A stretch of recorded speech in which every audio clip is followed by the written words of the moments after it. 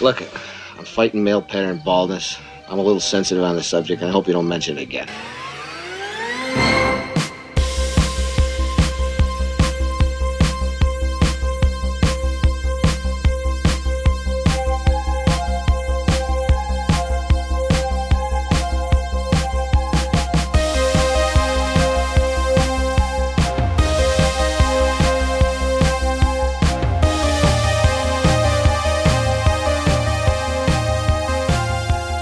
Welcome back to Viewmasters. I'm Ed Darty, joined by Rusty Stark. It's December, Rusty. Yeah, I got to tell you, I'm really getting into the holiday spirit here. Wow, okay, go on. We got the house fully decorated. Now this year we have 2 Christmas trees. What? Okay. Yes, we have one for the baby, one for Nova. Wow. She has her own Christmas tree. Is it like a small tree? No, it's actually like a 6-foot tree, I guess. Not huge, Nice. and when we actually have a train. I've never had a train in my life around the Christmas tree, and we got one for her. I don't know if you ever had one. Choo choo, I love to hear it. So we got that. We got the Christmas tunes on Spotify going. We got presents wrapped. And then you know what? You dropped this turd of a holiday gift on me for our 56th episode. Yes, I did. And also, can I just say that, keeping with what you're just talking about, I'm currently waiting for my Christmas tree to be delivered. Oh, that's exciting news. We'll give you around-the-clock updates. 9 feet tall. 9 feet tall. Last time I got a 10-foot tree, them bringing it up the stairs was extremely stressful because they barely got it up here. Do you have enough ornaments to decorate a 9-foot tree? No, I'm about to do some very specific low-stakes cat burgling.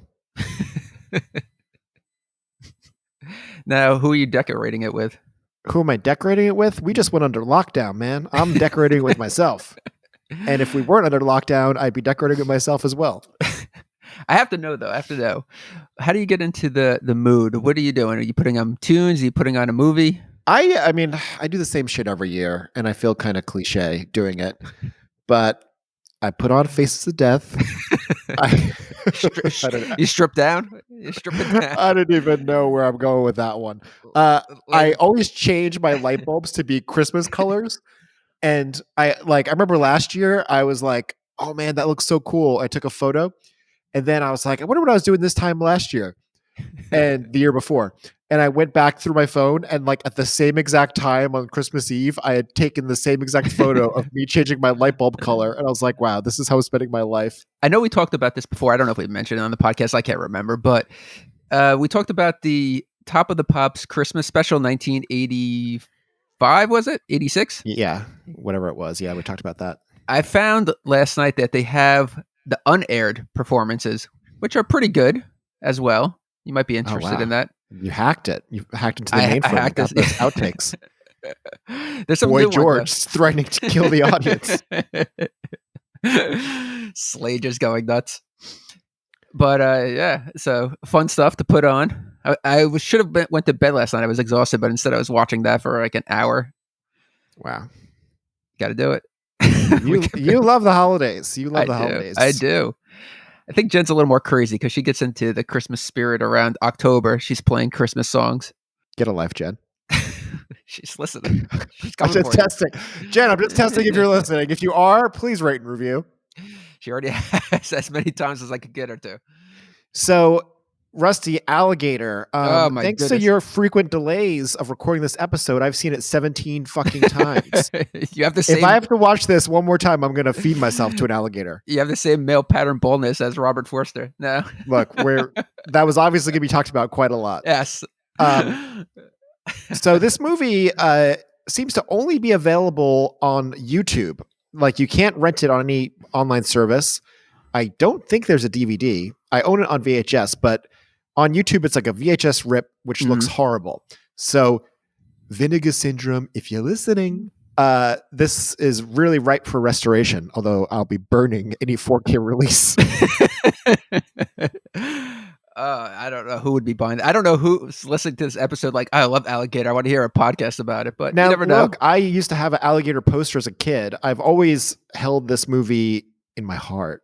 And And, it has a decent reputation, written by John Sayles, directed by Lewis Teague. Yeah, they're respectable. Some big names. But this is a pretty boring film. This is like a really boring film.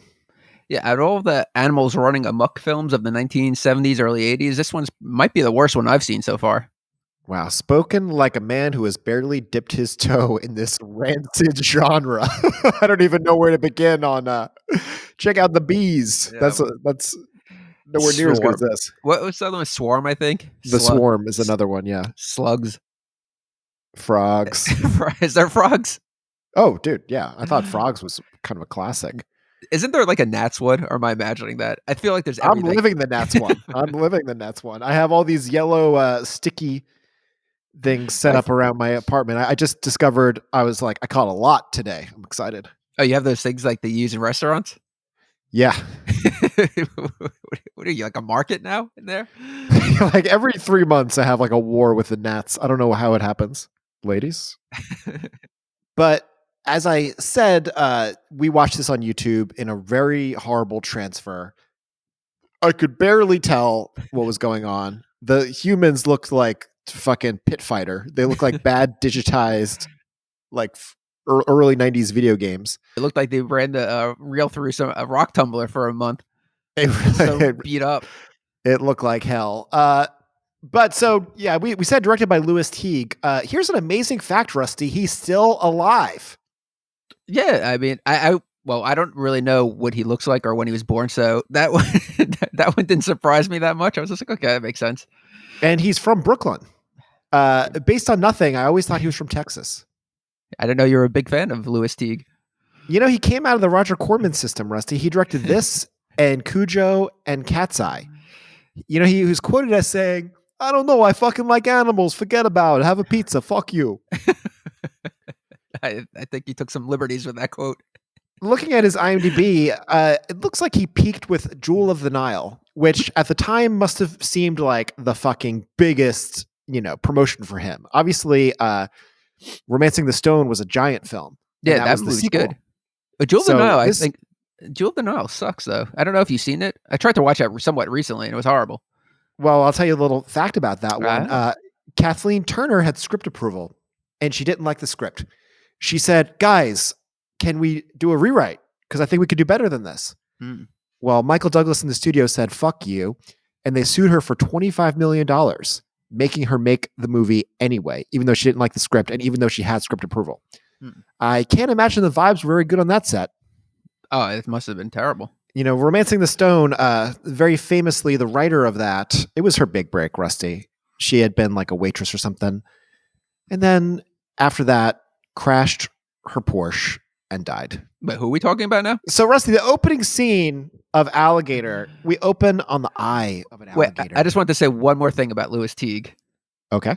One more thing about Lewis Teague. He also directed the movie Navy SEALs, which always eluded me in my early adolescence, because I always wanted to see that movie. They're Navy SEALs. They're not going to let you, a loser like you, catch them.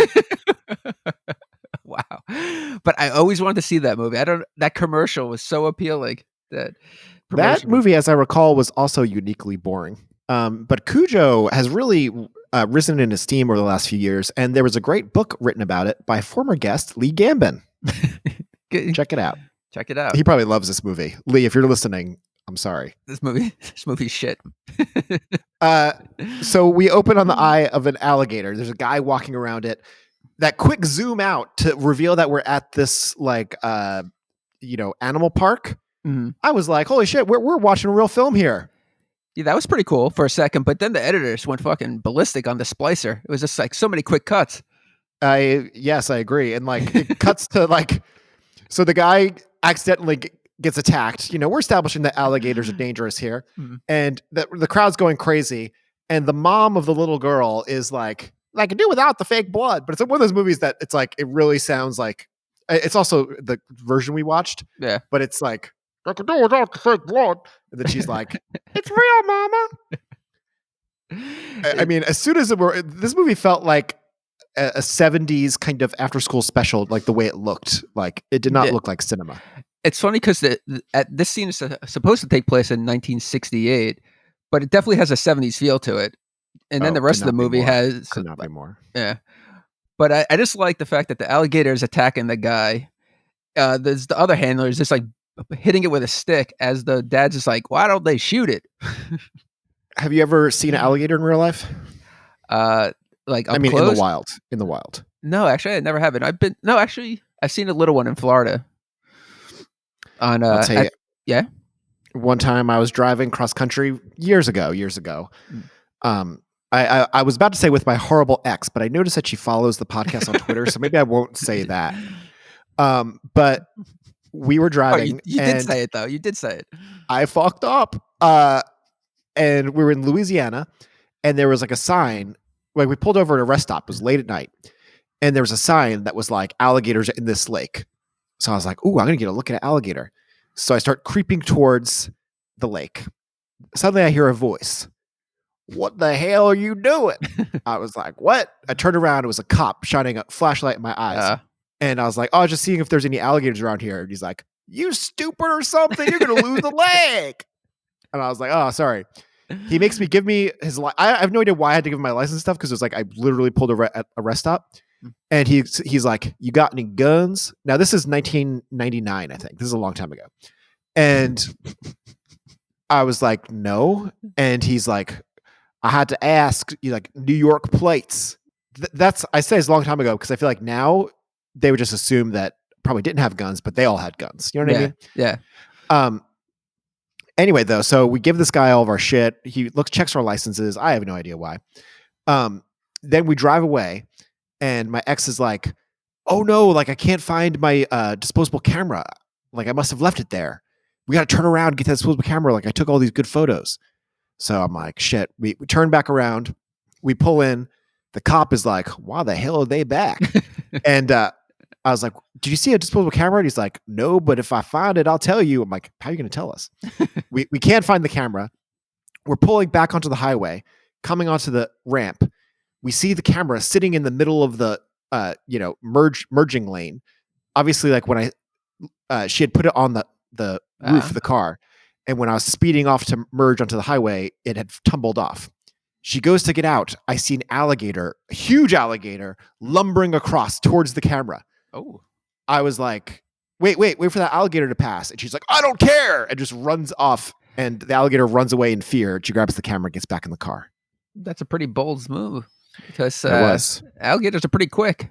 We're going to get into that. I've got a lot of alligator facts. I don't know so how else to so make do this I. Oh, really? Wow. Okay. You're not the only alligator lover on this show. I didn't know it.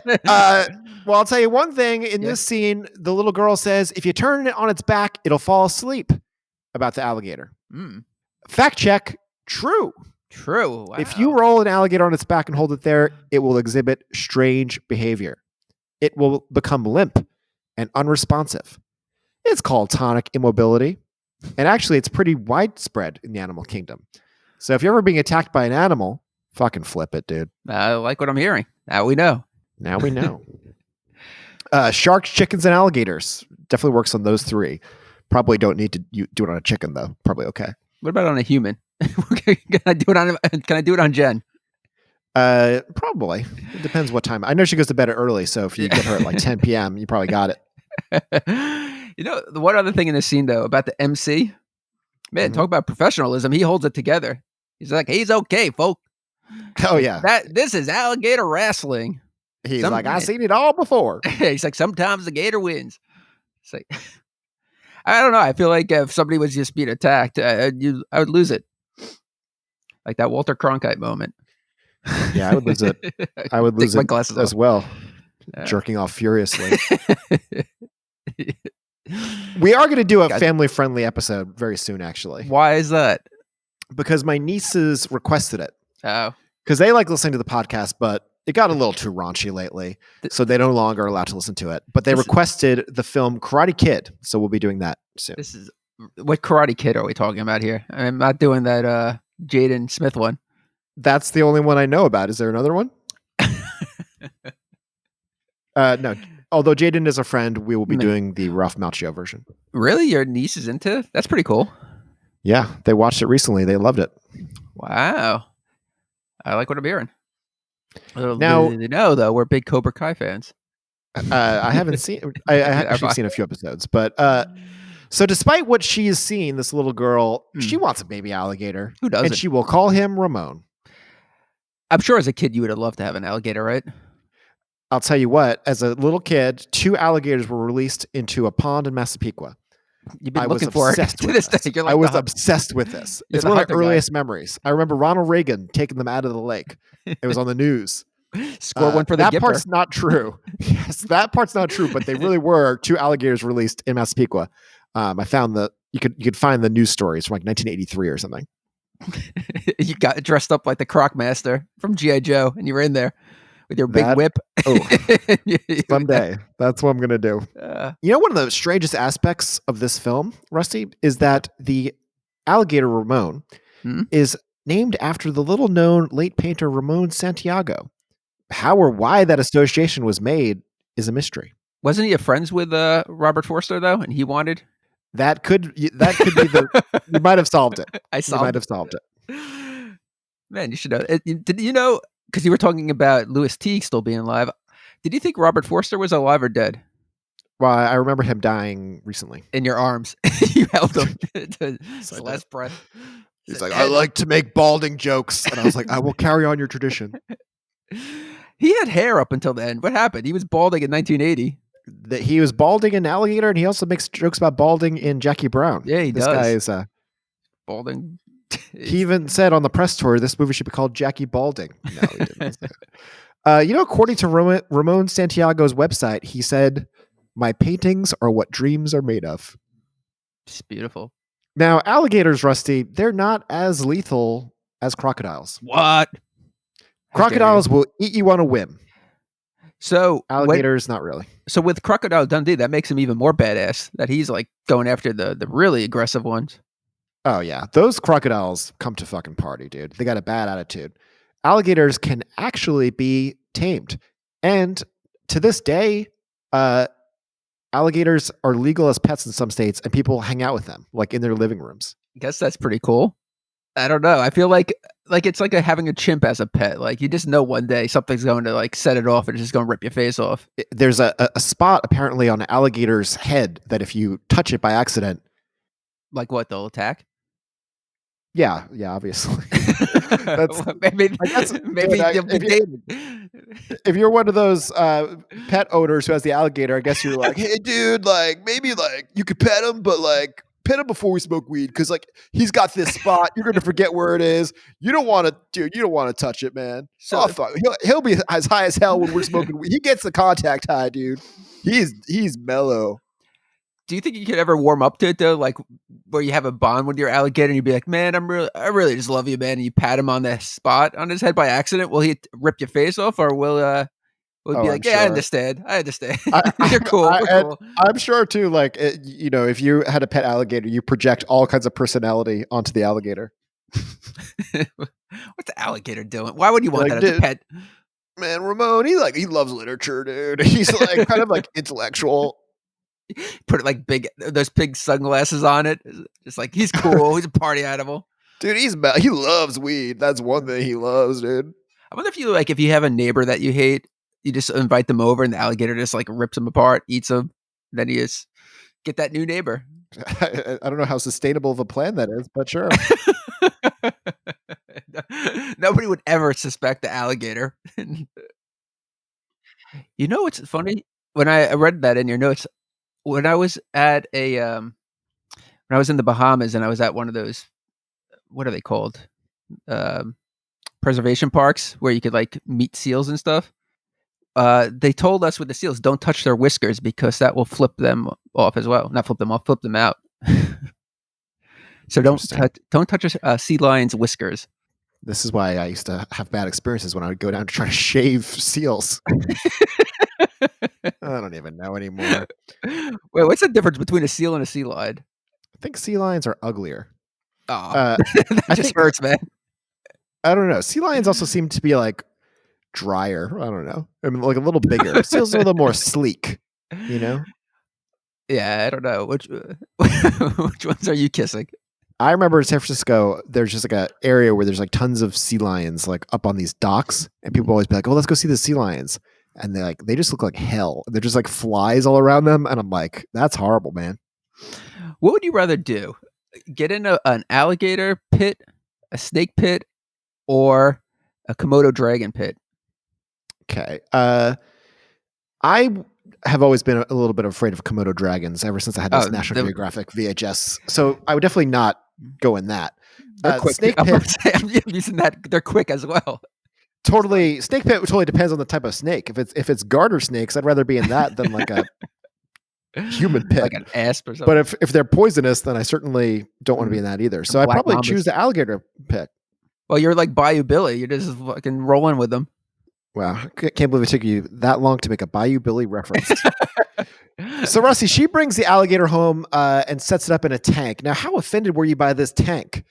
This alligator's going to live about 10 minutes. I do like the touch of that because that's what a kid would do. Like, I'm sure if I had an alligator as like a 5-year-old, I would put my toys in there and be like, you're going to love it in here. I don't know if we can trust him, Optimus. He seems fine to me. See, turtles would be the way to go if you set them up with the turtles. Yeah, except we were 40 when the turtles came out, so that'd be weird. Did you ever want an exotic pet as a kid? Like, what was the most exotic you were willing to go? Did I ever want an exotic pet? Every time I go see my nieces, I have to tell one of them all the pets I had as a kid. I had exotic pets. What did you have? Including a mud skipper. Probably. What the hell did you do with a mud skipper? Well, it got out of the tank one time and I started crying. I had guinea pig, rabbit, all kinds of fish, all kinds of lizards, all kinds of snakes. Did you really? Yeah. You had snakes and stuff? Wow. Yeah. I never wanted, even as a kid, I never wanted any pets that you had to feed other animals to. I couldn't bear to do that. I almost adopted a dog yesterday, but we're going to get it ties into this film. The whole reason I decided to do it was because it ties into this film. I thought it was a sign from the universe. But the dog ended up getting adopted today before I got to it. What kind of breed are we talking? It was like a little poodle-esque dog, but it was more just that the dog presented itself. It wasn't like I was shopping for a breed of dog. I feel like in this current climate, a dog would do you good. Have a little mate around the house. Yeah, I think so. I almost adopted a fat Rottweiler. It was going to be amazing because people were going to be like, "Oh, look at Ed's like nice dog," and then once I got him in shape, people were like, "Oh my god, it's a killer." What do you do if that dog ripped up your Eames chair, though? Put him to work. I enter him in like dog fighting to be like, you got to earn. I don't support dog fighting, but you got to earn that money back. Those sensory bumps, Rusty, that I mentioned that alligators have, they have them on their face. If you touch it, they snap by accident. I mean, if you touch it by accident, they snap. I'm obviously reading. But the interesting thing about this is that crocodiles have them everywhere. Really? That's one reason that they're bad pets. Yeah. So don't fuck an crocodile. Now, the home life of this family is very 70s-esque. The dad is just screaming like crazy. Wasn't he there? He's freaking out about the alligator, but he saw the purchase get made. He's from the same abusive 70s dad school as Burt Young in Amityville 2, The Possession. I thought you were going to say as the guy from Bad News Bears, Vic. What is it, Vic Morrow? Yeah, Vic Morrow. Yeah, Vic Morrow. Yeah, I have his head in my closet. Beating his kid in front of the entire team, entire little league. But he wants to give the alligator a burial at sea, which I see I've spelled S-E-E. That's embarrassing. He flushes it down the toilet. Wait, but what does he say? Because I had to listen. He's mumbling to himself. He's like, "Hey, go get a hamster." I mean, I don't know. To get into the mode for this performance, I'm positive this guy beat his own family because it's such authentic rage. Yeah. They're like, all right, for this scene, you just got to be angry and flush the alligator. And he's just like, I'll take it to the next level. It really does. Now, he flushes the alligator down the toilet. This is where we have our credit sequence. And now I got to talk about it, Rusty. I got to talk about it because as you might know, I did minor in folklore in college. Alligators in the sewer. Now we have QAnon. We used to have harmless things like alligators in the sewer. Yeah. Now, where does this come from, Rusty? Well, it really was once a fad among New Yorkers vacationing in Florida to bring back baby alligators for their kids. What a weird thing. But when they got too big, Yeah, what did they think was going to happen? It's like people that get like pigs and don't realize that they're going to become like huge. So basically, the myth was that they got flushed down the toilet, and there was colonies of albino alligators living underneath the streets of New York City. Oh, it's true. Now, the earliest reference to this can be found in a 1959 book, The World Beneath the City, A History of Public Utilities. That's not important. But no, just read the guy, passage. the author's source was a retired sewer official named Teddy May, who claimed that during his tenure in the 30s, he personally investigated workers' reports of subterranean saurians and saw a colony of them with his own eyes. He also claimed to have supervised their eradication. However, Teddy May was known to be a fucking liar. That Teddy May, you can't trust him. Now, there were also boys who found a dead crocodile. It seems like in the 30s, there were some of these sightings. Yeah, but what else did you have to do in the 30s? Fucking come out of the Depression? It's like... I got to tell you, though, one crazy thing is that this story goes all the way back to a myth about feral pigs in the sewers of Hampstead, England in 1851. Hampstead is an area of North London. I know we have a lot of British listeners. They're like, wow, this guy really knows his shit. Where's Hampstead? It's an area of North London. Oh, you try listening to the try listening to the podcast. Oh boy. Okay. What else do you have about that? What are you saying about Teddy May? He was a crazy guy, but here a guy who's not crazy is John Sayles. You know, he wrote this. I should talk about him a little bit since we see his credit come up here. How far back do you have to go to find the missing link in the sewers? Give me 10 minutes. I don't know what that means. John Sayles, graduate of Williams College, proud alumni. I wanted to go to Williams College. I did not get in. But listener Justin got in, which has always been one of the big tensions of our relationship. Wow. Now, John Sayles funded most of his films by writing genre scripts. Piranha, Alligator, The Howling, and The Challenge, whatever that is. I know it's not the MTV Road Rules Real World Challenge, which I watched with Justin. Wow. It all comes full circle. Getting very personal now. He's great friends with Joe Dante, who he calls Joe. He obviously Piranha and The Howling. He acted in his film Matinee. You know, it's really weird. I looked up John Sayles to see what he looks like. And I recognized him from a very random movie that I think he also wrote. You ever see The Brother from Another Planet? Oh, he did write that. Yeah, starring the immortal Joe Morton. There you go. A Morton Joe reference since he just passed away. Interesting. Yeah. Yeah. So I was just like, oh yeah, he's one of the aging guys in the movie. He wrote, I believe, the original version of E.T. Then it became a Melissa Matheson script. But Steven Spielberg later commissioned him to write Jurassic Park 4, a script that was never used, but is quite legendary because I believe it's like the dinosaurs are like human dinosaur hybrids and they have like guns and shit. And like, it was like a really weird, and it all takes place like in a castle. It sounds pretty nuts to me, but that's always been the story of Jurassic Park 4. That wasn't there toys like that dinosaurs with guns or lasers or something like that? Dino Riders. Yeah. We're just a little too old for Dino Riders, but as I'm sure you know, huge hit on the retro toy circuit. Oh, are they? You can invest in stocks, you can invest in bonds, you can invest in Dino Riders. They've got a great resale value. Look at eBay. People love them. I think every toy now is got a huge increase in value. You're just waiting for the next depression so you can go around getting fucking Transformers and G.I. Joes. I got them all already. I don't need that. Yeah, this guy's got a bindle full of mask toys. Back to the mask toys. I haven't talked about that in a while. Okay, go on. Well, we see Robert Forster. This is our intro to him. He's visiting a pet store. Can I just say one other thing? Oh, yeah? There's a lot of well-respected actors in this movie. Okay. And I feel like Robert Forster might be the only one that delivers a bit. Everyone else is just like phoned it in. I'm sure we'll get to that a bit more. I don't know if you feel the same way, but I do. I was fascinated by the things I learned about one of the guys who phones it in, which we're going to get to soon. Is that the one that was in The Godfather? Yeah. Yeah. Godfather 2, yeah. Godfather 2. Yeah, that guy. We'll get to that. Go on, yeah. Robert Forster. Let me tell you a little about this guy. His dad was an elephant trainer, and he was a member of the High IQ 999 Society. It's an international high IQ society for adults whose score on the standardized test demonstrates. And can I read this sentence worse? Basically, it's like Mensa, but we all know that shit's fake. Yeah, But I'll tell you what's not fake: his hair loss. He is the guy.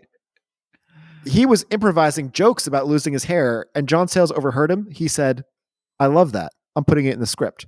So there's multiple jokes about him losing his hair in the script. Yeah, I mean, his hair wasn't horrendous. I mean, you could see that he had a little bit of some male pattern baldness. But man, I would be, if I was growing up in the 1970s, 80s, I would be so self-conscious. Everybody points it out. Even people Everyone points out in this film. And since the version we watched on YouTube was such low quality, I was like, how are they even seeing his hair? Two things about that though. It's just funny. Imagine having sex with a girl and then afterwards she points out about your balding. I can imagine that very, very well. The other thing though, some of the way I do like the acting where like some of the characters like are just kind of eyeing it and he's just like, what? And then they like comment about his balding. Like that's really how it is in real life. In an interview, filmmaker Quentin Tarantino said that the character of Max Cherry in his 1997 film Jackie Brown was inspired by this character, which is quite random.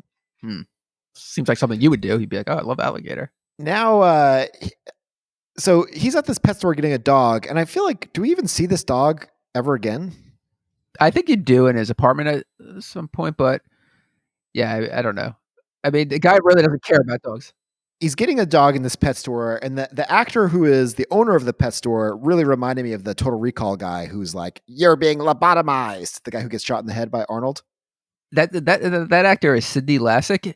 You might remember him though from One Flew Over the Cuckoo's Nest. Oh, interesting. He was the guy that was just like, I want my cigarettes, not your cigarettes, and then they have to like tranquilize him. I haven't watched that in a long time. Jen and I recently watched it, and Jen thought he was a better actor than Jack Nicholson in that movie. Really? Wow. Yeah, she's like, this guy is the best. I wish he was. Is he still alive? We should get word from him. He's been dead for like 30 years. Oh, that's sad. Yeah. Oh. Now, here's a kind of a weird moment. I mean, it's setting up a plot point, but so Robert Forster's getting this dog, and he mentions that his previous dog has been dog napped. And the pet store owner goes, "That happens a lot in this neighborhood." And it's like, what? What a weird neighborhood. What a weird quirk of a neighborhood that dogs keep getting kidnapped. Well, he's the one that's doing it too. So, I mean, he should know. Maybe it was like a little. But the thing that bothers me is that Robert Forster is so over his dog that was abducted that he's just replacing it so quickly. He didn't even put up like missing signs or anything. He's like, yeah, let's get another dog. What did he lay out? Like $13 for it? People were not sentimental back then about dogs. That's terrible. Terrible time period. Old Yeller, more like old who gives a fuck. Yeah. I don't know. So now they're the water treatment place. This scene, I mean, it just looks so ugly. When you're watching this and they got to this part, weren't you just like, oh, what am I watching? Everything about this movie was ugly. Yeah, it really is very ugly. The people are ugly. The movie looks ugly. The scenes are ugly. Also, I'm pretty sure this takes place in Chicago, although they don't really identify it, but there's a couple of indicators that it's supposed to take place in Chicago. Yeah. Could not be more LA. It's so clearly LA. I assume the movie takes place over the course of like 2 to 3 days. But it seems like the seasons change. Like at one point they're in Halloween costumes. Then it seems like it's summer. Then just winter. I don't know. It's all over the place. So they find a severed hand in this treatment plant. And they say it's the hand of a working man. Can I just tell you that one time an ex felt my hand and recoiled in horror. And she was like, "Your hands are so soft. You've never worked a day in your life." And then my nickname became Prince Soft Hands. I think I'm going to bring that back. Now, I don't know if I mentioned that Robert Forster, whose name I have trouble saying. Robert Forster. I don't know if I mentioned that he's playing a cop. He's a cop in this film. I'm a cop, you idiot. So the chief of police This guy, Rusty, we know him from The Godfather 2. He played Frank Pentangeli. He was actually nominated for Best Supporting Actor in that role. He's the guy with the voice. He's like, "What are you doing?" Did you notice his mouth never moved though? He was like being a ventriloquist for his lines. Madison, what are you doing? You know, I just recently rewatched Godfather Part 1. And this role was originally supposed to be the character Clemenza, I think played by Richard Castellano or Casta something. He held out for too much money. Coppola replaced him. Wow. Man, what was he doing? I have a confession for you. You know how we're always shocked by movies you've never seen? Or at least I'm shocked. I have never finished watching Godfather 2. Kill yourself. I fell asleep during it, and I had to return it to Blockbuster, and I never resumed it. I made it like 45 minutes in. You gotta watch it. You gotta watch the Blu-ray. Yeah, I haven't seen Godfather in so long either, so I might have to revisit both of them. They're both amazing, but Godfather 1 is like the most watchable film ever. Do you think they're appropriate to watch with an 8-month-old? Yes, I do. Can Nova watch it with it? Yeah, good. At the end of Godfather, a baby shows up. It's like, you'll love that. Yeah, she'll love that too. Oh, she loves that. This guy, did I not write his name down here anywhere? What do you say? His name was Michael Gazzo? Michael Gazzo. Why don't you remember my name? Madison. Don't shoot your voice out too early. This is a long film. Actually, no, mercifully, it's not.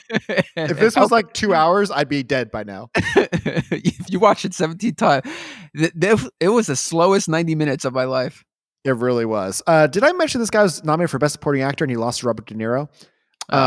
Robert De Niro. But here's what's more interesting to me. He was a member of the Actors Studio and he trained actors such as Deborah Winger, Henry Silva, and Tony Sirico, whoever that is. Well, Henry Silva's in this movie. Henry Silva's in this movie. Oh my God. And it goes to show you he does the same no moving of the mouth acting as Michael Gazzo. Did you ever think we'd end up in a film about Alligator? I taught you well. I assume they thought, like, when they were reading the script, it was like, oh, this is going to be a blockbuster hit like Jaws. Even though, what came out first, like Orca and like Grizzly and stuff? Did those come out before this? Oh, Grizzly, definitely, because I'm pretty sure Grizzly was 1976. Orca, I believe, was 79, or 78. Yeah. Definitely both before this. I feel like all those movies are better than this. Yeah. You know, did you know that Grizzly was the scariest movie of my childhood? Really? Yeah. I don't know. To this day, I still have not revisited it, but I had nightmares for like 2 weeks. I had to sleep. I had to go into my parents' room and they had to kick me out, but that terrified me. I saw it way too young. Do you know that Grizzly was shockingly successful? Like, I think it made like $40 million, which for a movie like that is crazy. Wait, did you say 40 or 4? 40. Where? Especially adjusted for inflation, that's like $1 billion. Okay. But the story I love is that the producer stole a ton of the money and then went to Mexico and vanished. Uh-oh, you know what he did. We need to find his lost treasure. Yeah. Wow. We're going to say. You made me think of Mexico, like, you made me think of Breaking Bad for some reason, and it reminded me that, did you know Bryan Cranston worked on this film? This was Bryan Cranston's first movie job, right? Yes, it was. He also became friends with, I think, Robert Forster. He did. When Robert Forster passed away, he said on like the Late Show or something, he was sad because he met him on Alligator. How did Robert Forster die anyway? Was it just old age? Crocodile. He touched crocodile in the wrong spot. It was just old age. Also, we should mention Bryan Cranston was like a PA in the art department. Yeah, a special effects department, I think, right? Okay, yeah. I don't know. I don't know what the art department did in this film. Just throw more shit in the sewer. They took their money left and went to Mexico. Like, this film was like production designed by Depression. It's just so ugly. A lot of those, like, I know we talked about this before, but a lot of the 70s, like, not the big hits, but like movies like this look awful. It really does. It really does. He can't even speak and he's making fun of the Alligator film. One more thing to say about that guy. Yeah. Do you know he wrote a Broadway play? It's a beautiful Hat Full of Rain. a play about drug addiction. Oh, It ran for 389 performances. Ben Gazzara and Shelley Winters were in the lead roles and was adapted into a film by director Fred Zinnemann. Now, this guy, based on his performance in The Godfather, just like the kind of guy he plays, I would think he was illiterate, but he was actually a successful playwright. Don't judge a book by its cover. So they, this is our first indication. Back to the film we're talking about. There's an old lady who has a dog that has grown to huge proportions. Like they find a dead dog, and she's like, "That's my dog," but he used to be like a little tiny dog. I had to think about that for a second, and then the first viewing it, well, I only watched it once, but I didn't think anything of it, and then it made sense to me. But how did it become that big so quickly? Like the alligator took like 12 years to become that big. I'm not an expert in the hormones that they use. I only know HGH and other various steroids. So the dog napper, we see that the pet store owner has been stealing dogs and bringing them to this evil lab. Yeah, what's the reason why they cut the larynx again? Just because to keep him quiet? Yeah, and that's the thing that I was going to mention, Rusty. So this dog that I was going to adopt, they were like, oh, and he can't bark because they cut his larynx because he was from a Chinese meat market. Oh my God, that's terrible. I don't think he was going to be meat. I think he was like, he worked there or something. What was he doing? And security. But I was like, ooh, I was like, that's a sad story. And also the dog doesn't bark at all. That's kind of sweet. Wait, is this the Rottweiler or the poodle thing? No, the poodle. Wait, why would a poodle be security with a cut larynx? He's good with a knife. Little paw heads holding a knife. They duct tape the knife to his hands. You gotta force him into it. But once he gets going, he fucking is incredible. And his name was Leo. Normally I would change a dog's name, but Leo, I kind of like that name. And Leo, like Leonardo, living in the sewer. Yeah, that's nice. I don't like the name though, but go on. So Robert Forster is looking for a guy named Edward Norton. Always weird in older movies when like they've like they had no idea that Edward Norton's going to become a famous actor, but it's just funny when they're like, "We're looking for Edward Norton." But Edward Norton, it was a homage to the Honeymooners, the character Ed Norton. Oh yeah, a little before your time, huh? I guess so. It turns out that this guy has vanished in the sewer. Who are we talking about now? Ed Norton? We back to Ed Norton or Norton. Pet store guy? Is this movie still? Are we done yet? What's going on here? Yeah. So now it's like the movie senses that we've become bored already, and is like, we've got to throw in a kill here. Yeah. So the evil pet store guy goes into the sewer. Now I don't know what to say about this because I couldn't see anything. This was like watching like I think I'd have better luck seeing this in a real sewer. Anyway, he gets eaten. He's dead now. But are alligator attacks really that dangerous, Rusty? Well, I'll tell you one thing. They're 3 times as deadly as shark attacks. The museum, I don't know which museum, the museum found that 4% of alligator attacks result in death, but only 1.5% of shark attacks. In fact, the power behind a larger alligator's bite is roughly equal to the weight of a small pickup truck. Drop it on me, man. Just drop that truck on me. Wait, but I'm just wondering though, aren't people more likely in contact with alligators than they are with sharks? So isn't that why the numbers are higher? Or is this just based on their ability to kill, their bone crunching action? Well, if they came in touch with alligators more, wouldn't the numbers be lower because of the I see what sample you're doing there. size? Look, I'm no statistical expert. I think what we have to do is throw you in a pond that has a shark and an alligator and see which one eats you. Which way would you rather go if you had to? Like if if the Taliban like kidnapped you and they were going to execute you either by shark attack or alligator attack, which way would you rather go? Okay, well, first of all, I'd say, gentlemen, I'll be joining your group. No need to kill me. I am a turncoat. And secondly, I'd rather be killed by an alligator because I'd rather die on land. I made my mark on land. But I don't want to like drown in the water and shit. But don't they bring you in the water too and like death roll you? Well, I would negotiate my Sure. death. Like you'd be tied up to something, so they would like bisect you or something, like pull your lower half into the water, and you just watch that happen. This is starting to sound erotic. We end up back at the water treatment plant, Rusty, and more parts are showing up. This is just dreary. Back to this water treatment plant already.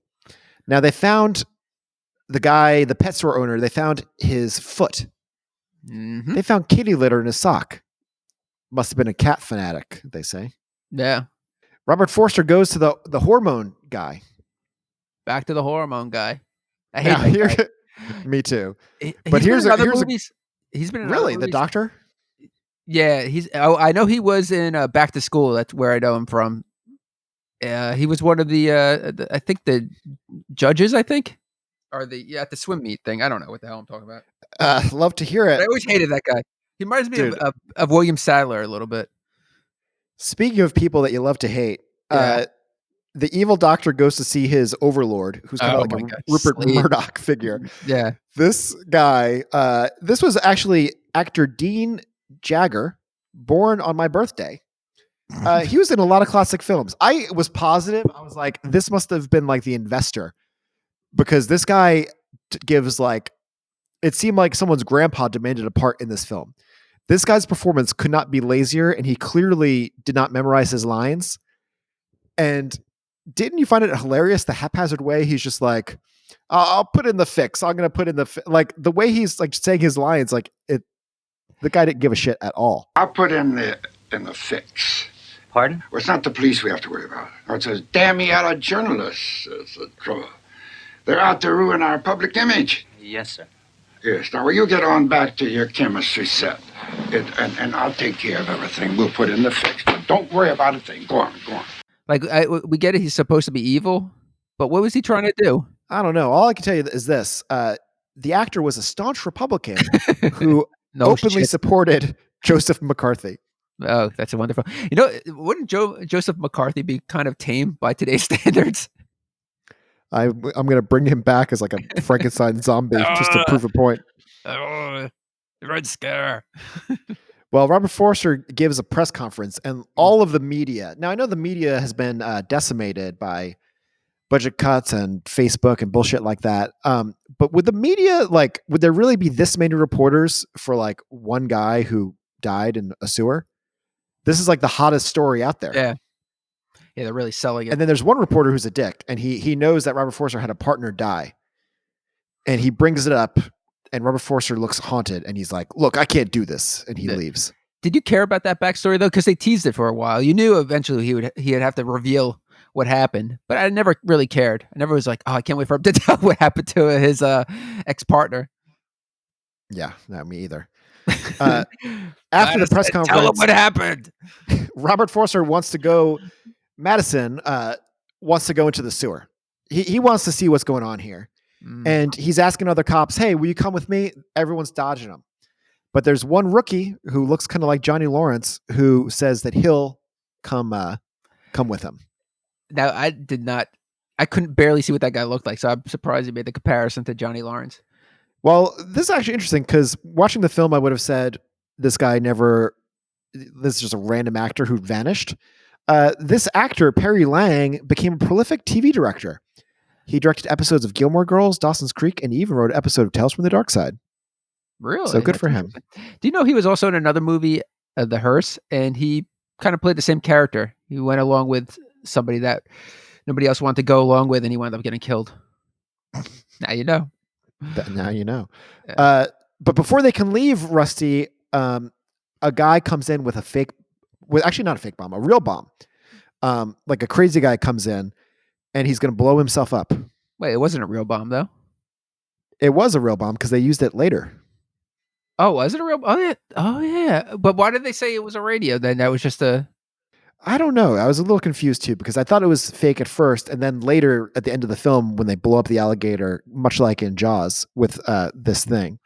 My memory's a little foggy with this, but don't they book him just because the guy was an idiot?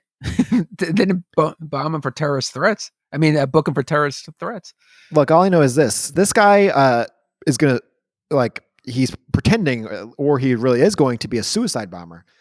But suicide bombers, that was actually pretty rare back then.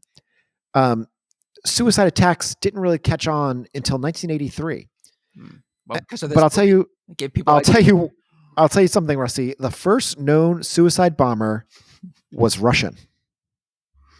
Think about in that. Russia, or was it somewhere else? In Russia, Russian attack. Yeah. And the Alexander II, the Tsar, was assassinated by a suicide bomber. And also, there was some suicide bombing done by the Chinese against the Japanese in World War II. They formed what was called a Dare to Die Corps, which I will be forming if I'm forced to watch this film again. I'm trying to think. What about what's her name? Indira Gandhi. When was she killed by a suicide bomber? She was actually shot by her own bodyguards, which, believe it or not, was supposed to be the original ending of the show Entourage. Vinny Chase got too big for his britches. His bodyguards just opened fire. I mean, they did get executed right after. I mean, I think they knew that they were going to. I think it was a suicide mission in general. Suicide. If you ever become famous enough, would you ever hire me as your bodyguard? You? I would either run or shoot myself. Yeah. Oh, yeah. You would sell me out immediately. Yeah. Any muscle coming your way, I'm stepping aside. I'm out of there. I'm looking at it right now. Indira Gandhi was assassinated in the year 1984. Rusty, her two bodyguards shot 33 bullets at her. 30 of them hit. Wow. And those 3 that didn't hit must have been pretty shitty shots. Nice. I hated that moment of tension though, where the rookie cop, was like itching to pull out his gun. Mm-hmm. Didn't you think that the guy was just going to get shot? Like, why tease us? Should have went one way or the other. I did like Robert Forster's misdirection where he just starts talking to the guy randomly, to kind of take him off guard. It's like the time that I called a girl drunk, and a very hostile man answered, and so I just talked to him about Tron. He had no idea what to do. Wait, how did he get into a conversation about Tron? Because he was getting aggressive, and I was like, "Have you ever seen the film Tron? Do you like the film Tron?" Guy didn't know what to do. So if there was a person that was threatening to commit suicide, that would be your thing. You try to bomb them over Tron. I would, yeah. I mean, if it was like in a homicidal suicidal person like this, you just baffle them. They're like, "What the fuck? This guy's talking about Tron." So did you wind up becoming friends with that person, that hostile person? I certainly did not. So they go into the sewer and they see an alligator. But when Robert Forster wakes up in the hospital, he hopes it was a dream, but it wasn't. Michael Gazzo comes in. He thinks he's crazy. He's like, "What are you talking about? There's no alligator." I can't do that voice anymore. I'm shredding my throat. Oh, yeah. I can't speak. Oh, my God. Wait, I think you skipped some stuff, though. You didn't mention that the rookie cop got eaten by the alligator. He was eaten by the alligator. But there was a moment where Robert Forster goes to look for something else, and then when he comes back, his partner's missing. So we think that the partner was attacked already. And there's a moment where Robert Forster's like kind of looking for him, and we see the camera perspective like sneaking up from him from behind, thinking, "Oh, the alligator's coming for him now," but then it's the partner playing like a little joke on him. Yeah. There's a whole scene here, a whole set piece. I just couldn't see anything because of the quality of the YouTube video. You see the alligator for the first time though here, right? Yeah. You see its face? There was like IMDb trivia that was like, you can actually see the alligator. I'm like, there was never any doubt that you could see the alligator. Why are you pointing that out? Yeah. Even in this horrible quality, we were able to see it. What do you think of the alligator's look? I thought it was pretty cool. There's a couple shots of it when they actually showed like the full size of it, and it looked ridiculous. Like it Oh, just yeah. looks so goofy. It's just like, oh, it's just obviously they're doing their best to prop it up for this shot. But I like the scenes of where they have the miniature sets with a regular size alligator just running around. Yeah, that was pretty fun. And Yeah. spoiler, when the alligator goes to like the wedding at the end or whatever that event is at Yeah. Slade's mansion and just fucks people up, I enjoyed that. That was fun. Yeah, I mean, the alligator became more and more unpredictable. It's crashing weddings. I'll go here. I know I love that alligator voice. It's not even eating for hunger anymore. It's just eating to be a dick at this point. Somebody touched No, his I mean gloves. the alligator knows who the villain is, and he like pursues him, and he also knows it's the end of the film.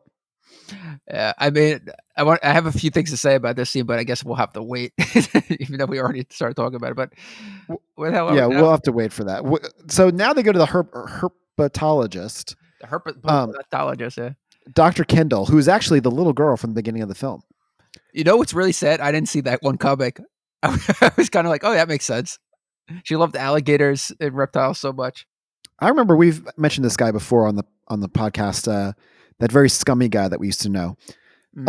He had a whole collection of illegal reptiles. Like he used to meet guys in parking lots and buy.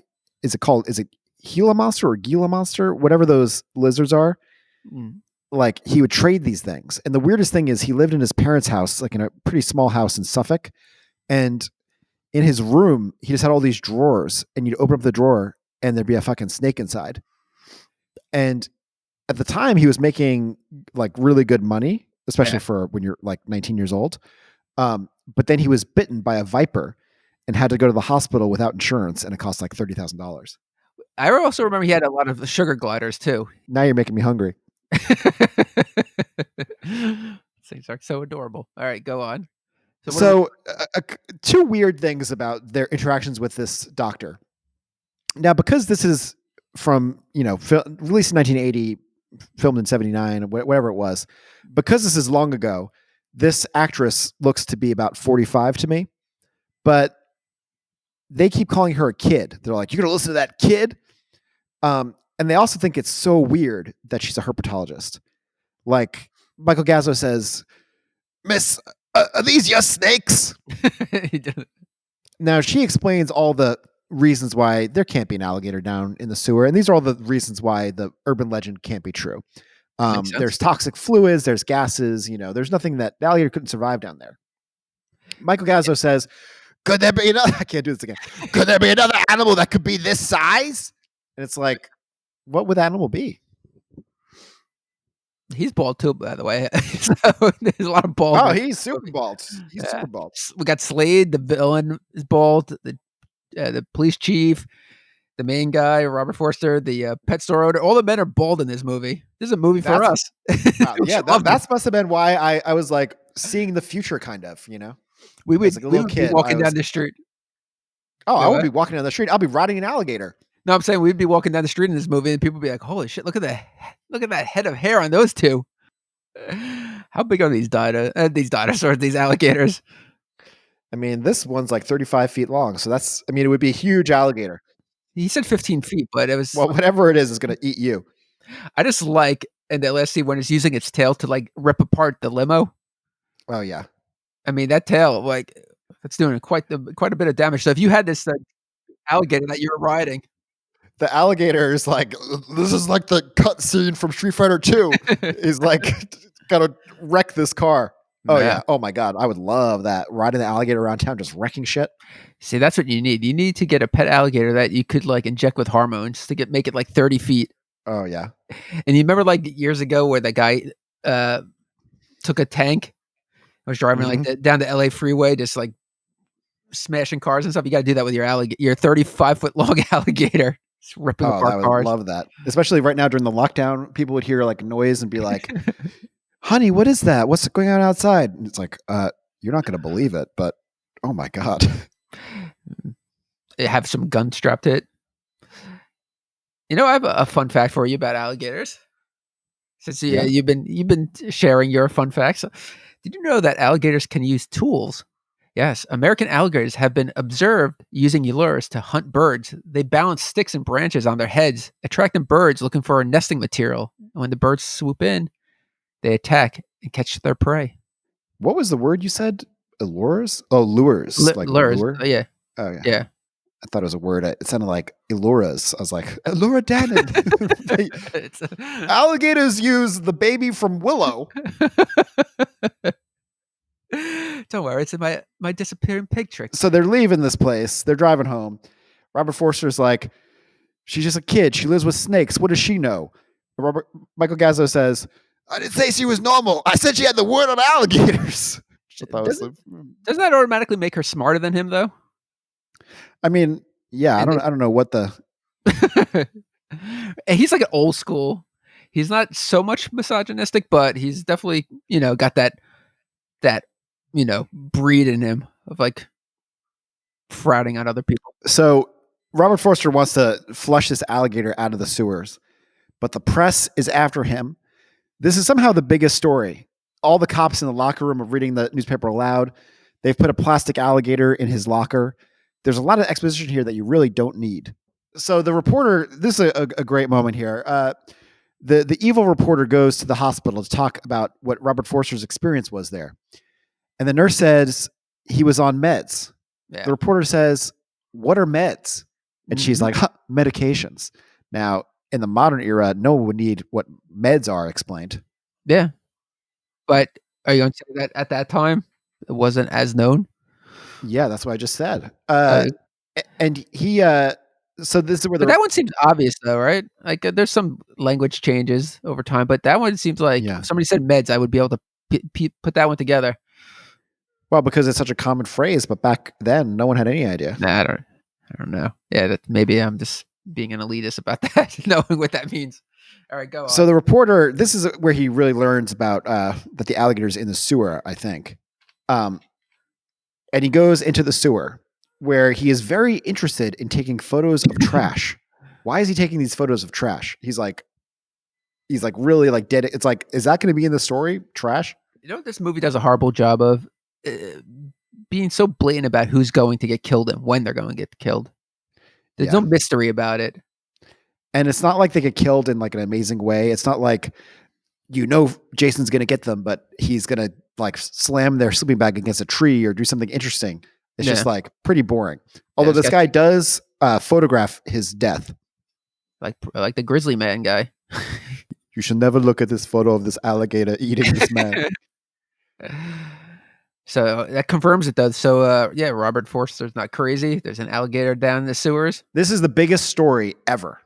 It's like this story is spreading through the city. Like, wow. I feel like alligator today would need to kill 40,000 people to even register. Oh, I feel like at the time, growing up in the 80s, like there would be things that would spread locally, but like big stories that you find out about now, like that happened in the 80s, we never heard about it. Our parents never talked about it. So this would get buried. And the snake lady, as they constantly call her, is on the news being interviewed. And she's like, it's an alligator. And the reporter goes, well, could it be? And then she's like, it's an alligator. Was she going to say crocodile? It's like, what is she going to say there? But you're probably wondering, Rusty, how do you tell an alligator from a crocodile? I've been wondering that this whole episode. I've been thinking about it. Do you know? Yeah. Listen, you look at their teeth. Look at their fucking teeth. Oh. Because when their snouts are closed, crocodiles look like they're showing a toothy grin.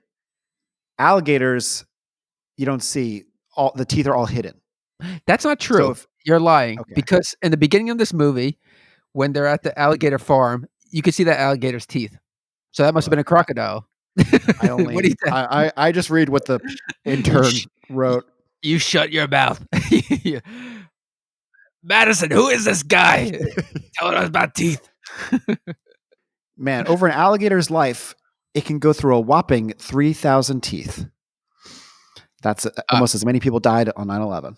I would love if my teeth were replaceable. My teeth are in rough condition right now. I want to get my teeth whitened. Do you just go to the regular dentist? Where do you have to go to a special place? Yeah, I think you have to go to those like special place that uses those like UV lighting for it. It's like I want to go, but it's like, how do I? my dentist is so old world. Like I'd ask him for recommendation, but I feel like he's going to be like, "What are you talking about? You're gonna teeth whitened."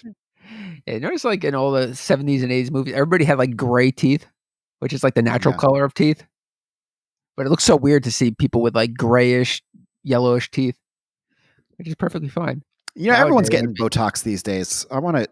If there's Botox at home, I'm going to start injecting myself.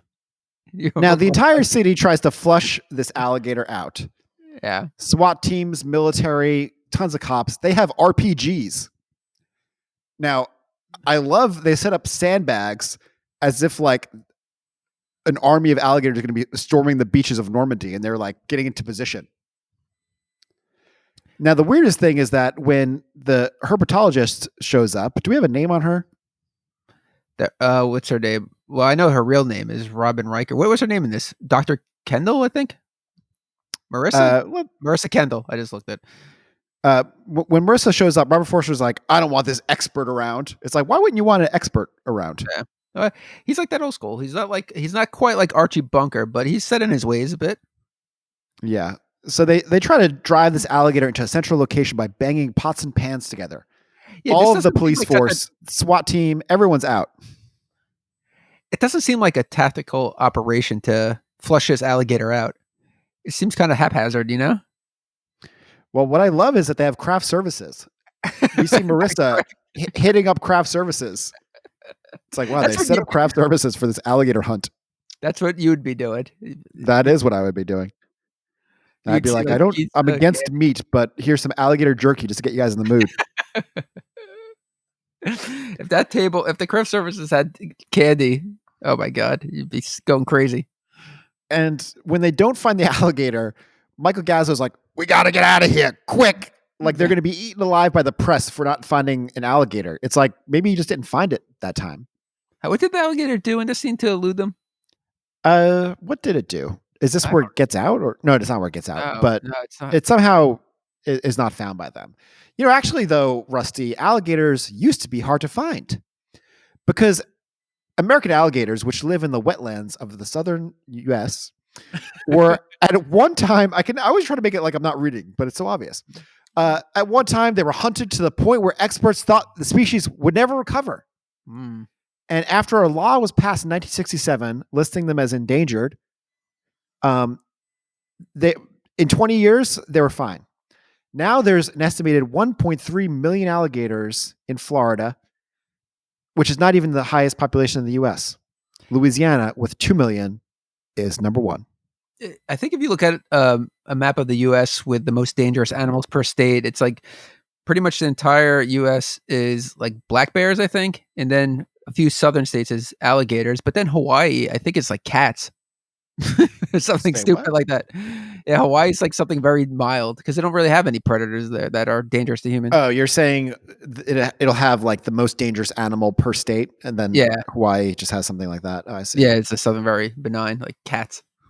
I would think that Hawaii would have Stitch from Lilo and Stitch. Is there an alligator I can feed myself to? I hope so. What possessed you to pick this movie? I didn't ask you that. I don't know. I simply don't. You just threw it at me like, I think we'll do Alligator. It's on YouTube. And here we are. It was, we were having fun. We were like these kids who were playing stickball at night. I hated that kid. I wanted that one kid to be eaten so badly. These kids were so old school. They felt like they were like from the 30s. They're like playing stickball. They're like, hey, what you doing? Give me some bubble gum. Where do they find these kids? They were professional actors. This alligator bursts out of the sidewalk in kind of a fun use of a miniature set or something. Yeah, that was cool. One of the kids is like, that's the alligator from the news. It's like, what does it matter? Just fucking run. Yeah. Did anybody get eaten in this scene? I don't remember. Well, yeah, there's a cop who shows up. He swerves to avoid the alligator, crashes. He swerves to... none of the kid. The car catches fire, and he's trying to get out of the burning car as the alligator is creeping up on him. Man, talk about a shitty situation, huh? Yeah, what would you do? Just burn up? No, I would take my chances with the alligator. The kid runs inside, And he's like, "Mama, mama," and she's just like, "You driving me crazy, oh alligator! You're just telling stories." Yeah. Now, then the alligator goes into a lake, which I'm positive is Echo Park Lake. Rusty, I once went on a OK Cupid date there. Mm. Me and the woman I was on the date with, we walked around this lake about 20 times, and boy, was I rambling. I did a number of impressions. She was so clearly not into it. Each lap you were losing her more and more. Oh, I really was. At 20, she's like, I gotta get going. I'm done. She was like, "Oh, my friends are having a party. I have to go to this birthday." I'm like, "Why is it always a party?" That's don't you always like hate don't you hate when you're on like a date and it's not going well, but you don't want to like, I don't know, you don't want to be defeated, so you kind of put more effort into it, even though you know it's not going anywhere. Just I hate that losing battle. It's just like, why am I trying? Why am I even putting effort in? And then you, like you said, you start rambling. You start. Oh boy. Oh my God. It was a disaster. I went on a date one time with this girl, and we went to the Museum of the Moving Image, I think, in Queens. Mommy. No. Is it Momi? Museum of Moving Image. Could be. We were good in messages and then nothing in person. No chemistry at all. But I know that feeling so well. So after the museum, I was just like, oh, yeah, do you want to? There's a good Mexican restaurant across the street. So I said, oh, you want to go there? And we went, and I don't know why, because I had nothing to talk about. And I was telling her like medical stories. She was a medical student. But I was telling her about how like I went to the doctor, and I was saying how I got a prostate exam and stuff. I don't know why I was telling her that. I was just like, this is horrible that I'm telling her about I had a prostate exam. Yeah, that was it. After we said our goodbyes, we did not reach out to one another. Oh boy. Yes. Where what happened? How did we get off track? Where are we? It's amazing because it got awkward for us as well. I'm sweating over here. Oh, get me out of here. Hit eject. So they go to the lake and they found prints of this thing. And they say it's 30 to 40. I thought you said prince. I was just like, they find prints and they're like, oh man, poor guy died in his elevator. I don't know if this guy's saying prince or prince, which he said. But it's 30 to 40 feet long, in fact. That's a big baby. Wait, what are we talking about? The Alligator. The film's called Alligator. Now, this is such a Jaws rip. This scene in particular, like they got people throwing depth charges just like they do in Jaws. And this is like where it becomes the carnival atmosphere. You know what I also noticed? The main characters are the same as Jaws too. That's true. Tell us more. You got the hunter who is like Quint, the shark expert. You have the cop, like Brody is who's Robert Forster, yeah. Yeah, and then you have the herpetologist who is the Richard Dreyfuss character. So this is where we're introduced to the Robert Shaw style character. So tell us a little bit about this guy.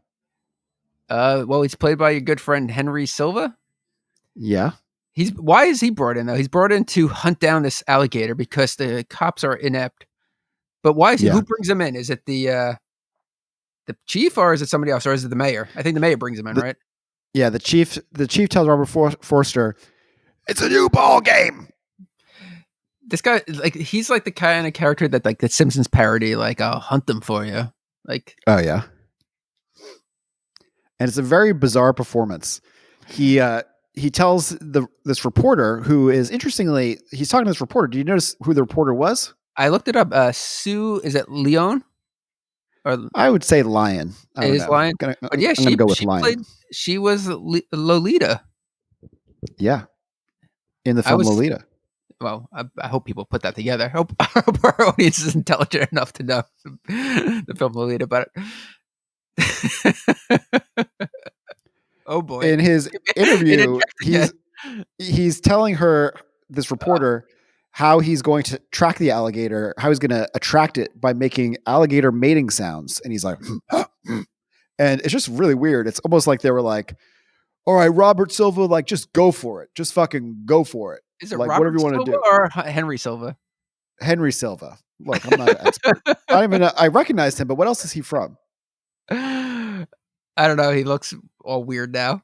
He's still alive. I was positive he was from Enter the Dragon, but he's not. So this is a really good section on this guy. You're very pretty, but we're here to talk about alligators.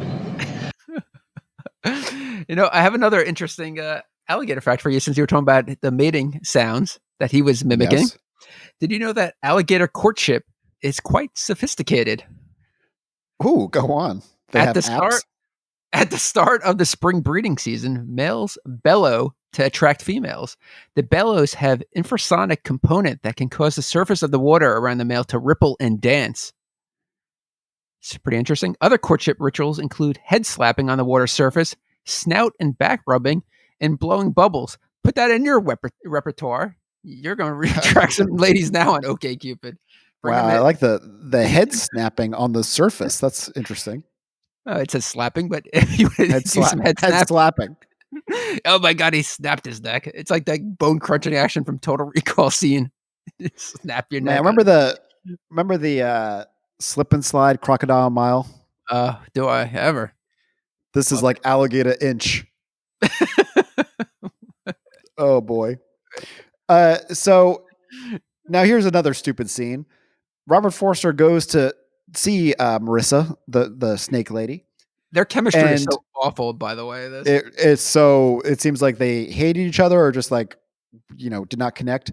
Now she's been showing up to all of the locations unannounced. And now he shows up to tell her about the alligator. And she's like, I'm not interested. I'm actually busy. I have other things going on. And it's like, what is this? This scene's just wasting time. Yeah. But all that arguing pays off, though. Go on. Oh, well, are we going to jump into how she's actually quite interested in the officer? No, well, calm down, because the chief and the Quint guy, they find some poop. That's quite a piece of poop. Everyone's looking for this thing. Everyone wants a piece of it. It ends up hiding in a pool. And there's like a helicopter flying over, and the alligator's like underneath some rafts. It's like this alligator knows there's a helicopter looking for it. Yeah, it's pretty smart. If we were like 14-year-olds, we would join in on that hunt too. We'd be like, we got to find the alligator. I didn't sound like that at 14, but we would be on the hunt. We got to get that alligator. Is that better? So now the completely unnecessary subplot of the evil Rupert Murdoch guy comes back. And it's clear that they're getting too close to the truth. And the evil old man is like, talks to the mayor and is like, get rid of this prying cop. I want him gone. Yeah. So he's suddenly fired. And this is where he goes into the evidence room and gets the dynamite from the crazy guy's bomb. Is the way he's fired. It's so abrupt. Like, he didn't do anything wrong. He just like walks in to the precinct and the chief's just like, you're fired. And he's like, all right, I guess I'll go. It really is abrupt. I mean, everything feels so low effort. He's like, is it because of the hair? He goes to clear out his locker. And I think I already said that. He gets the dynamite from the crazy guy's bomb. Now, this is what I love. In the next scene, he goes to Marissa is teaching a class and he interrupts her. And she's like, what are you doing here? This is so inappropriate. And he's like, no, it's okay. I've just been fired and I've got some dynamite now. And he's like, I'm going to get that alligator. I'm going to kick its ass. And she's like, when do we start? So then they go down into the sewer with the sewer guy from earlier. The sewer guy is like, damn, I'm a third wheel. I'm a third wheel in a sewer. It's weird. They find the nest. They know they're on the trail of this fucking thing. And meanwhile, but the old man the whole time though. Yes. Come on. Yes. The old man and the mayor are talking in the B story that no one gives a fuck about. Yeah, really. And this old guy, there's no way he learned his lines. Like he's like, we have some big products. They're big. These are big. Oh, if they trace it back to us, it's going to be bad. It's not going to be good. He shows the younger guy from earlier to the mayor, and he's like, this is my future son-in-law. He's my number one boy. He says he's my number one boy. And then the camera zooms in and he's grinning. It's like he wants to fuck this kid. My number one boy. Oh, my number one boy. Yes, sir. And so now this is where the romance breaks out between. Fardo, yeah. Wow. Yeah. Loved it. Oh, you did? Now we see some kids dressed up as pirates. It's Halloween Yeah. now. I want to see They're more going to about make that this party. kid walk the plank. What they don't know is that there's an alligator in the pool. I used to be afraid of it. I used to be afraid of there being an alligator in the pool because of this. I went through a brief period where I was afraid to take baths. I wanted to take showers because I thought I would get sucked down the drain and the alligators would get me. So, luckily for me though, Jen talked me out of it. She's calmed me down. You would have looked like when you're exiting the level in the game Gauntlet. You're like, woo! So the kid, he gets pushed into the pool, and damn, this kid gets eaten bad. Yeah. Fucking bloodfest. I mean, it was hard to see what was going on, but you saw that pool of blood. But then Robert Forster's taking a shower, and here comes the love scene. Did you like that juxtaposition of from the bloody pool to the shower? Yeah, I thought that was brilliant. It was like Hitchcock. I'm glad you liked it. And this is actually a good line. He's like, when I first met you, I thought you were one of those tight asses. And then she goes, and when I first met you, I thought you were one of those guys whose apartment looked just like this. Yeah, that's a good line. I like that after they were doing it, that she's like starts playing with his bald spot. Oh yeah, and that he has a great line there. Probably going to use that to lead off this episode. What was the line? About he's like, I suffer from male pattern baldness. Yeah. He just lays it out there. Now here's a very troubling scene in 2020. Yeah. Henry Silva, that's his name, right? Henry Silva. Yeah. As the Quint character, is hunting the alligator, and outside of a convenience store, he's talking to some young black kids. Yeah. And first of all, he's using like a black scent to relate to them, but he's also asking them for information in the way that like a cop in a cop movie would be like, "Oh, what do you know about like Fast Jimmy?" He's He's like, "You hear about an alligator? You hear about an alligator?" I also hated that when he gets to the alleyway and he wants them to come with him, but he's like, asks them what they're afraid of, but he has a gun. Like he's not so tough. I'm sure he wouldn't go without that rifle. I mean, I guess these scenes were pretty offensive, but they were better than some of the other stuff from the 70s and 80s. Yeah. Doesn't make it right, but you know what I mean? But how much did he hate this character, the hunter? He was awful. Awful. But who's the worst in this movie? Who do you hate the most in this movie?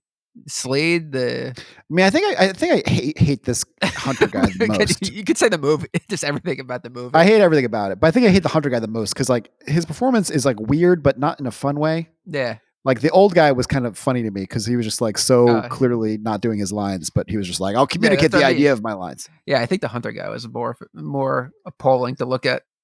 Just when he was on screen, it's like, something about his smugness. Plus hunters, I don't know. This big game hunters just so reprehensible to me. I hate him.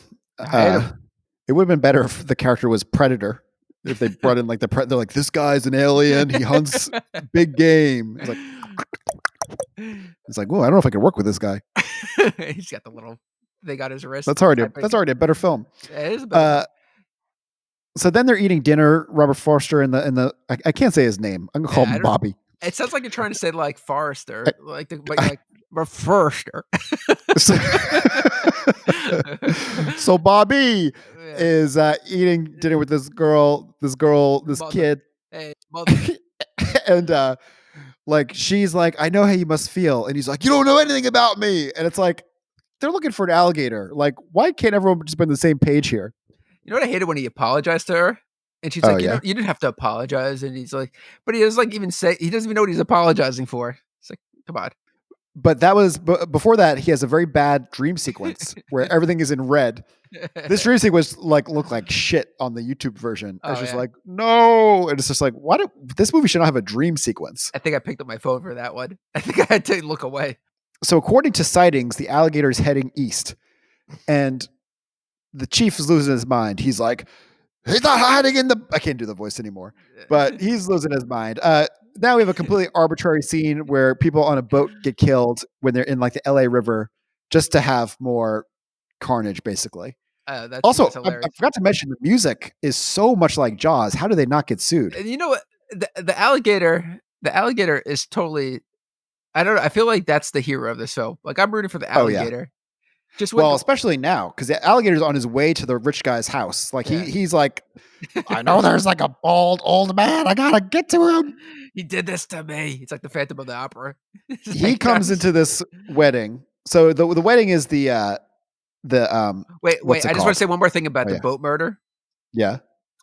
How much they were probably so excited to use that double amputee person for that one Oh, yeah. killing. Like pull the guy's like swimming away trying to get to the police boat, Oh and they yeah. pull him out of the water, and both his legs are missing. It's like that was supposed to be like the shocking moment. It's like I remember it well. So the alligator arrives at the wedding, Rusty, and just fucking wrecks it. This looks like when you drive your car into a crowd in Grand Theft Auto. That's what this looks like.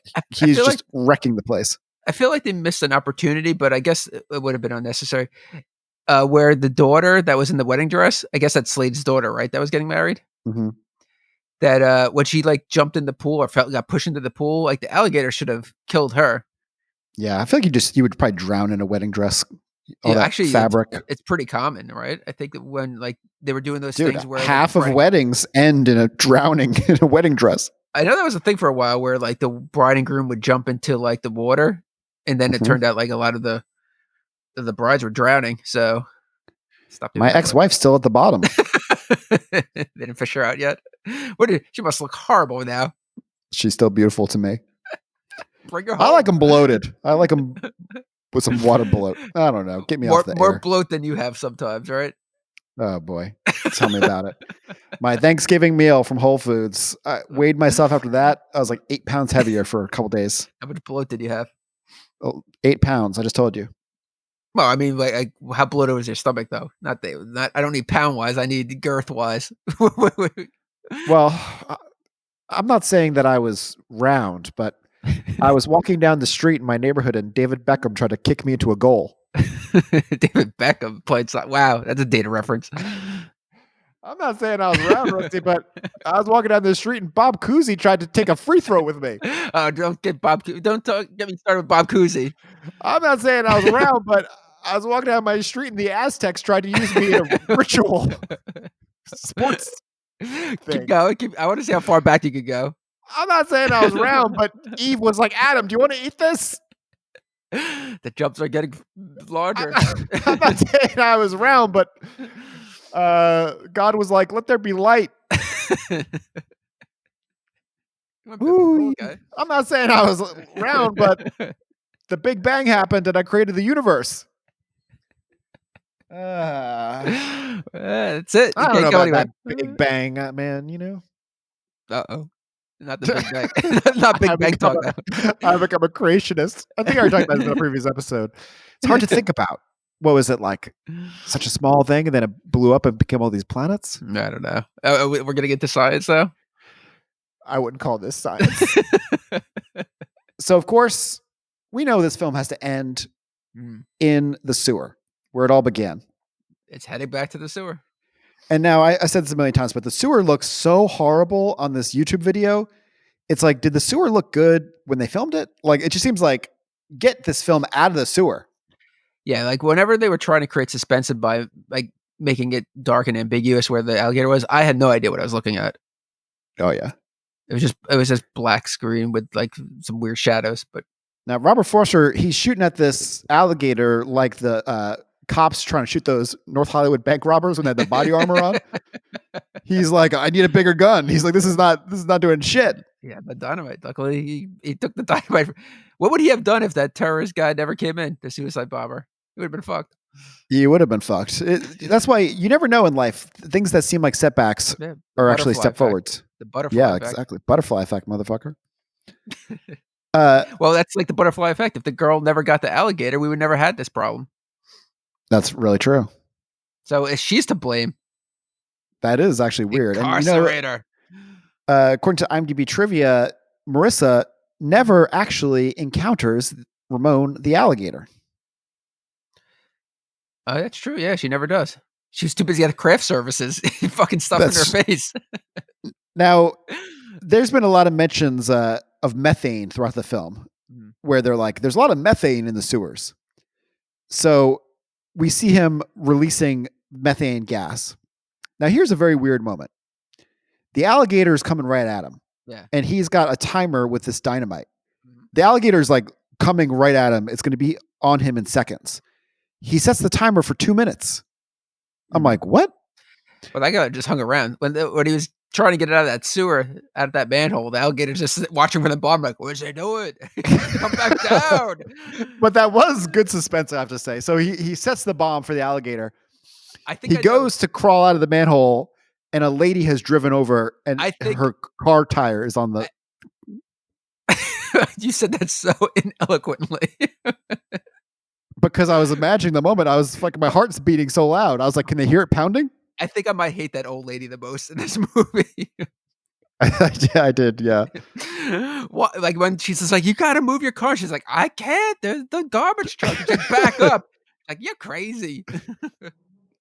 But thank God he got out. I felt bad for the alligator, though. I wanted it to live. Me too. And for some reason, the explosion starts inside the alligator's brain. It's like fucking Bionic Commando. It's got to be the brain. And manholes all over the city are blowing up. Yeah. This is a big conclusion. This is like that Hollywood effect. The guy's doing more damage. Oh yeah. I mean, this is like if a tiger got loose from the zoo and they're like, we lost like 80 people and destroyed 40 buildings trying to get this tiger. Yeah. Although 1970s, it probably cost like $100 to replace that car. Yeah. It's not like nowadays it would be multi-million. I mean, imagine if an animal got loose and killed the mayor and the biggest businessman of a city, and then half the city got destroyed. Oh, I think blowing it up. Half the city will be cheering though, too. So that's true. We love it. All right, what else? And then, Robert Forster comes out of the sewer, and the way that Michael Gazzo is like, "You'll live, you'll live," it was like, what a weird way to deliver that line. You'll live, you'll live. Doesn't he also say something like "you're back" or something like "where have you been"? Like you fired him. Where do you think he's been? But it's like he's clearly fine, but the way he says "you'll live" is so dismissive. It's and then he tells him, Robert Forster tells him, "You should date her mother," and he goes, "Her mother." But she's another weird. It's like, I don't know. The whole thing's weird, man. Does he know who the mother is? No, but like the way he says it, it's like, her mother. Her mother. But you know what? We get one last balding joke, which I loved. I love when you end. That's like our podcast. You got to end on a bald joke. That's what we used to so do. True. So we ripped off Alligator. Look at that. What's the last bald joke again? Hey man, I just work here. He doesn't even know.